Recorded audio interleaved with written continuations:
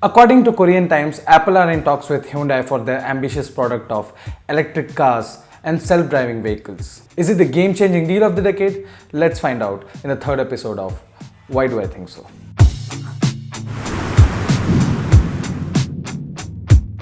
Apple is collaborating with Hyundai for manufacturing of cars.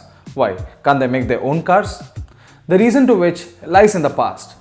Companies like Samsung, which have invested a ton of money into Viacom, a stylus brand, for their new stylus, the S Pen, and a suitable digitizer to go along with it, which leaves them 5 steps ahead of the competition when it comes to the stylus market.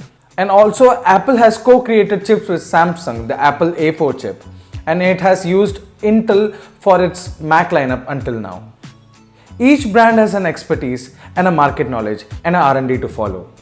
Apple launching a new car brand right now will leave them 5 years back in time, where Tesla is a major player right now. Even Tesla for car manufacturing had to buy General Motors Fremont Assembly, which was owned by General Motors Toyota joint venture until 2010. So starting from scratch is never an option. Now let's look at why Apple is considering Hyundai and vice versa. The most sold EV in US are from the brands Tesla, Chevrolet, Renault, Nissan, Audi and Porsche.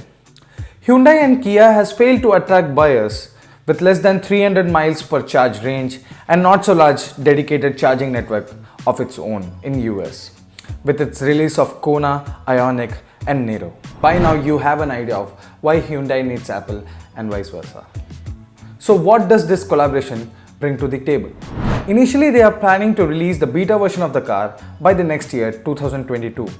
And they are aiming to start mass production of over 1 lakh units by 2024 in the Kia factory facilities, Georgia. Apple brings to the table a cutting-edge battery technology to increase the range and an alternative for cobalt in the batteries, and bringing in safety features, and the use of LiDAR is speculated to help the car navigate on its own. Hyundai can help them manufacture the cars they want and help them with the sales model which they already own. And since we know Apple, I bet they will make a proprietary fast charging solution unlike the open charging point protocol.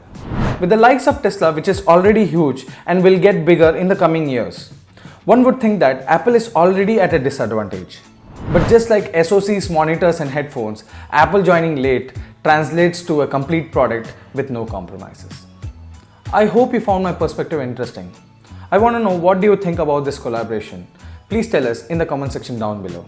And share this with your friends and subscribe to my channel. See you in the next video. Peace.